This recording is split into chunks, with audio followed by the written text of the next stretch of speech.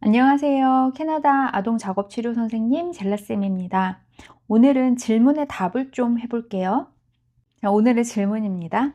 선생님, 저희 아이는 언어 발달이 많이 느리고 사회성도 어려워요.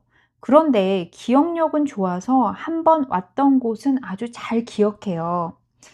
지하 주차장에서 집 동수도 아주 잘 찾고 충수도 잘 외워요. 그런데요, 사진을 주고 그리라고 하면 전혀 형태를 못 그리고 시지각 인지북에서 도형을 똑같이 그리는 것도 너무 어려워해요. 피아노도 눈손 조작이 어려운지 많이 힘들어하네요. 시지각이 약한 걸까요? 예술 활동을 계속 시켜주고 싶은데 무엇부터 길러줘야 할까요? 자, 오늘은 이 질문에 대해서 차근차근 풀어가 볼게요.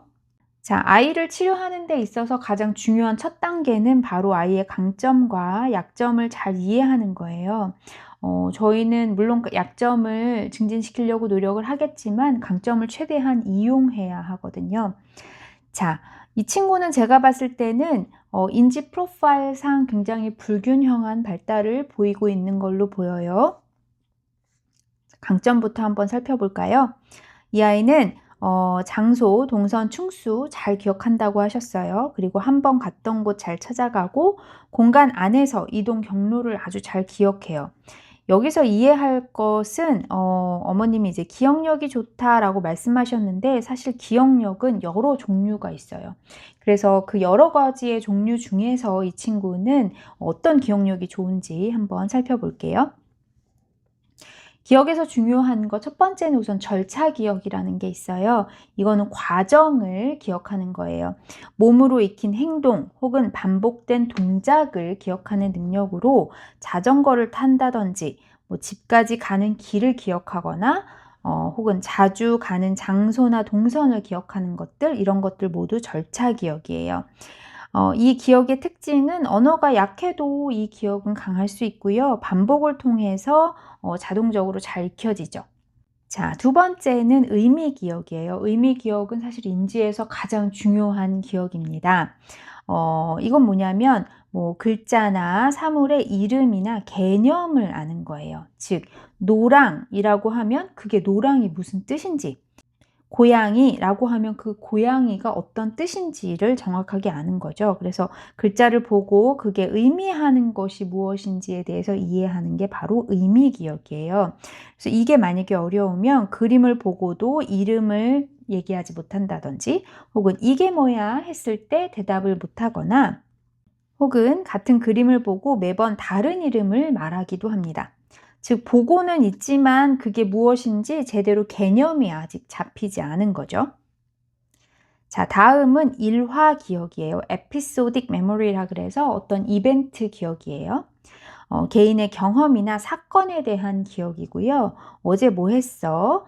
그날 우리 거기 놀러 갔었는데 기억나? 이런 거에 대해서 말하는 것이 어렵다 했을 땐 이 일화 기억이 어렵구나 생각하시면 돼요. 자, 시각적 기억. 이거는 본 것을 기억했다가 나중에 필요했을 때 꺼내내는 거죠. 그래서 본 그림을 다시 그린다거나 혹은 물건의 위치를 기억한다든지 하는 것들인데 이건 당연히 시지각 능력하고 아주 밀접하게 연관이 되어 있어요. 다음은 청각적 기억이에요. 들은 정보를 기억해내는 거죠. 즉, 말로 해준 지시를 기억한다거나 혹은 뭐 노래 가사를 외우는 거, 이런 것들 모두 다 청각적 기억과 연관이 되어 있습니다. 다음은 공간 기억이에요. 공간의 위치, 경로 이런 것들 이해하는 거죠. 길 찾기, 주차장 위치, 방 구조 이런 거 기억하는 거 모두 공간 기억과 연관이 있어요. 다음은 순서 기억입니다. 정보의 순서를 기억하는 거죠. 글자 쓰기 순서, 그림 그리는 순서, 혹은 뭐 활동의 단계 기억하기 이런 것들과 연관이 되어 있어요. 그래서 이 친구는 이 여러 가지 기억 중에서 그럼 어떤 기억이 강할까 생각을 해보면 공간에 대해서 이해하는 것, 그 다음에 절차에 대한 기억, 요 두 가지가 굉장히 좋은 친구로 보여요. 그래서 길도 잘 찾고 동선도 잘 기억하고 하는 거죠. 그럼 이제 약점에 대해서 생각을 해볼까요? 이 친구가 어려운 것은 사진을 보고 형태를 잘 못 그리고 예시를 보여줘도 도형을 그대로 재현해내기가 어렵고 혹은 피아노에서 눈손 협응이 많이 힘들다고 하셨어요. 자, 이거는 이런 어려움과 연결이 되어 있을 수 있어요. 자, 아까 말씀드렸던 기억 중에서 의미 기억, 즉 어떤 개념을 이해하는 것이 좀 어려울 수가 있고요. 그 다음에 시각적 기억, 즉 본 것을 기억했다가 재현해내는 것. 또 순서의 기억, 네모를 그릴 때는 이런 순서로 그려야 돼 라는 그런 순서에 대한 기억, 이런 것들이 어려울 수 있고, 또 하나 이제 시지각에도 분명히 어려움이 느껴지고 또 눈손 협응에도 어려움이 있지 않을까 생각이 듭니다. 자, 그래서 시지각 운동 통합 부분이나 혹은 시각적인 분석 혹은 구성 능력에서 어려움이 나타나는 것 같아요. 즉, 이 친구는 보는 것을 이해하고 계획하고 손으로 옮기는 전반적인 과정에 어려움이 있다라고 생각을 할 수가 있어요. 어머님이 시지각이 약한 건가요? 라고 물어보셨는데 맞아요. 이 친구는 공간 기억은 좋은 것 같은데 보고 인지하고 분석하는 시지각 능력이 약한 것 같아요. 그런데 아까 기억력처럼 시지각도 사실 여러 가지 종류로 나누어집니다. 그래서 그거를 조금 글씨 쓰기나 그림 그리기 하고 연결해서 제가 조금 더 쉽게 설명을 해보면, 첫 번째는 시각적 주의라는 게 있어요. attention이에요.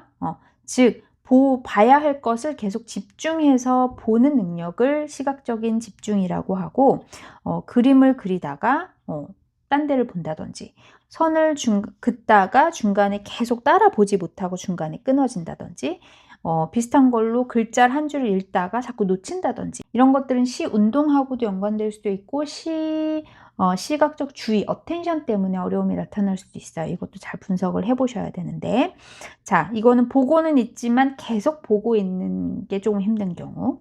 자, 두 번째는 형태에 대한 인식이에요. 이 친구가 좀 어려운 것 같은데, 크기나 방향이 달라도 같은 모양임을 인지하는 거죠. 자, 큰 O는 알지만, 글자가 작은 도형으로 O가 적혀 있으면 그게 같은 거라는 걸 이해하는 거, 혹은 네모를 그리거나 혹은 뭐 미음을 보더라도 이게 기울어져 있으면 똑같은 거라고 인식을 잘 못하는 거죠.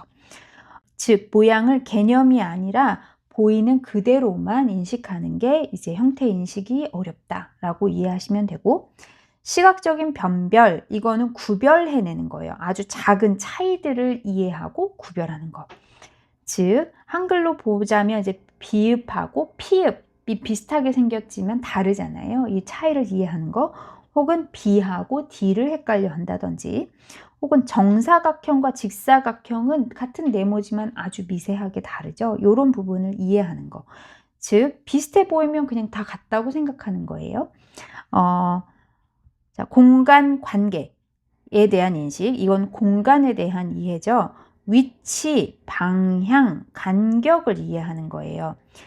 이게 어려우면 글자를 이렇게 줄에 위아래로 막 왔다 갔다 쓴다든지, 혹은 글자 사이에 그런 간격이 들쭉날쭉 한다든지, 혹은 좌우가 뒤바뀌는 그런 그림을 그릴 수 있어요. 즉 어디에다가 무엇을 어떤 방향으로 그려야 할지 감을 잘 잡는 것이 좀 힘든 거죠. 자, 부분 전체 통합, 이거는 부분을 보고 전체를 예측하는 능력이에요. Visual Closure라고 하는데 일부만 보고도 전체를 떠올릴 수 있는 능력이죠. 점성 글자를 보고 무슨 글자인지 모르거나, 혹은 반만 보면 전혀 다른 그림으로 인식한다 했을 때는 이 부분 전체 통합이 좀 어려운가 보다 생각을 하실 수가 있어요. 이 친구들은 끝까지 보여줘야지 무엇인지 이해할 수 있어요. 자, 그 다음에 6번째, 시각적 기억. 이거는 아까 얘기했던 기억력하고 똑같은 거예요. 본 것을 기억했다가 다시 떠올리는 능력. 그래서 보고 있을 때는 되는데 보던 거를 치우면 못하는 거. 이런 것들을 이제 시각적인 기억이 어렵다. 그리고 마지막으로는 시지각 운동 통합이라고 해서 눈으로 본 것을 손으로 그려내는 것을 바로 시운동통합이죠. 그래서 따라 그릴 때 선이 엉뚱한 방향으로, 그러니까 손 조절을 잘 못해서 엉뚱한 방향으로 가거나 모양은 아는데 손으로 그려내지를 못한다든지 이런 부분에 어려움이 있을 수가 있어요. 즉 머리론 아는데 손이 못 따라간다 이랬을 땐 시지각운동 통합 쪽에 조금 더 문제가 있을 것 같다라고 생각하시면 돼요. 어머님의 질문은 예술활동 계속 시키고 싶어요. 어떻게 시켜야 될까요? 어떻게 도와줘야 될까요? 말씀하셨는데 제가 생각할 때 이 친구한테는 지금 그림 그리기나 피아노를 이걸 잘하게 만들어야지 하는 건 아직 시기상조인 것 같아요. 지금은 기초 능력을 키우기 위한 도구로 사용하는 데 의미를 두시는 게 좋죠. 즉 잘하는 성과가 아니고 치료적인 경험, 특히 즐거운 경험으로 접근시키는 게 중요한 것 같아요. 왜냐하면 이 친구는 아직 채워야 할 선행 기술들이 있거든요. 그래서 이제 우선순위적으로 좀 말씀드리면 우선 1단계는 그려내는 눈손 협응 이전에 먼저 몸과 감각부터 먼저 연습하는 게 도움이 될 것 같아요.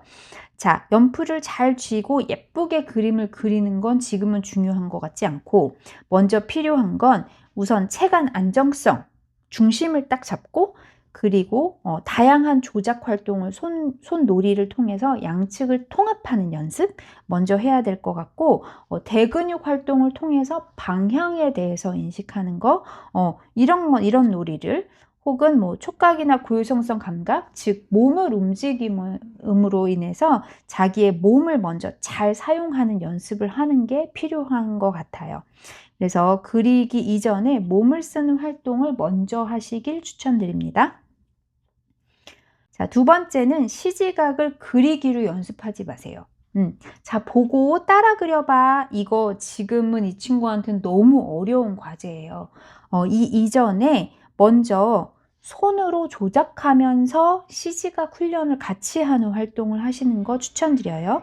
모양을 맞춘다든지, 끼운다든지, 퍼즐을 한다든지, 실물과 실물을 매칭하거나, 실물과 사진을 매칭하거나, 블록을 따라서 쌓는다든지 하는 그리기 이전에 그런 사물에 대한 인식, 도형에 대한 인식과 그 다음에 손 조작에 대한 이해가 먼저 필요한 것 같아요. 자, 3단계 이런 그리기나 음악 활동은 결과보다는 감각 경험, 즉 아주 즐겁게 만들어 주시는 게 더 중요한 것 같습니다. 그래서 그림을 그릴 때도 그냥 자유낙석 따라 그릴 필요 없어요. 그리고 다양한 재료를 사용을 해서 재미있는 재료 혹은 그림을 그릴 때도 그냥 꼭 책상이 아니고 벽이나 뭐 이젤 뭐 이런 것들 다양한 환경에서 수직면에서 그림 그리는 거 이런 것들도 다 소근육 조절에 도움이 되니까 도움이 될 것 같아요. 피아노도 악보를 잘 보고 치거나 양손 연주 이거보다는 어떤 그 음악에 맞춰서 박자에 맞춰서 딱 맞춰서 친다든지 한 손으로만 한다든지 한 음만 친다든지 리듬 위주의 그런 연습만 한다든지 이런 식으로 즐겁게 경험시켜주는 게 훨씬 더 도움이 될 것 같습니다. 자, 정리를 해보면요. 이 친구는 사실 그런 공간을 잘 기억하는 거 쉽지 않아요. 인지가 좋지 않으면. 그래서 이 친구는 인지가 아주 나쁜 것 같지는 않습니다. 하지만 말씀드린 그런 시지각과 관련된 부분, 눈으로 본 정보를 손으로 옮기는 과정이 아직 준비가 된 것 같지가 않고 아직 신체를 잘 움직이는 그런 능력이 아직 준비가 된 것 같지가 않아요. 그래서 다시 한번 말씀드리면 잘 그리거나 연주를 잘하는 게 목표가 아니고 지금은 몸의 감각과 눈손 연결을 차근차근 키워주시고요. 그리고 그리기와 음악은 즐겁게 경험시키는 것이 중요합니다. 즉 보이는 대로 표현할 수 있는 아이가 아니고 지금은 현재는 몸으로 먼저 이해해야 하는 아이구나 라고 이해하시면 될 것 같아요. 네, 오늘 도움이 되셨으면 좋겠고요. 도움이 되셨으면 좋아요 한번 꼭 눌러주시고 도움이 필요한 분한테도 쉐어해 주세요. 감사합니다.